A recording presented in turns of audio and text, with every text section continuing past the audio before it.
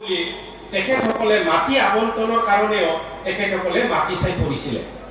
য'ত খালী মাটি দেখে তাতে সেই ইউনিভাৰ্চিটিটো দিম বুলি কয় আৰু ৰাইজে বিশ্বাস কৰিছিল এই ইউনিভাৰ্চিটিটো হ'ব আৰু তাৰপিছত কোৱা গৈছিল ওদালগুৰিত এটা কি বনোৱা হ'ব স্পৰ্টছ ইউনিভাৰ্চিটি বনোৱা হ'ব খেলৰে বিশ্ববিদ্যালয় गेले नायनि मोनसे विश्वविद्यालय बानायनाय जागोन होननानै बुहुम फरायसालि बिथांमोना लिरना लादोंमोन आरो बुंदोंमोन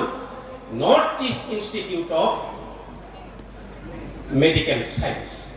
तारमाने बिराद गिदिर मेडिकल कलेज माने एम्सनिख्रुइबो दा देरसिन होनना हमना ला नर्थ ईस्ट होनना बुंबाथ' 8 रायजो गोलैयो दानिया सिगां 7तामोन दानिया 8 बे 8 रायजोजों मोनसे नर्थ ईस्ट ओनसोल जायो बे ओनसोलनि जानानै बेवहाय मोनसे मेडिकल इन्स्टिट्यूट बानायगोन होनना बुंदों बेनि थाखाय मानसिया भट होदोंमोन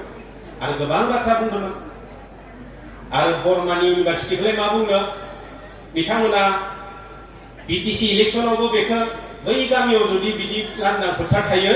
बे गामियाव होगोन होननानै बुंहैयो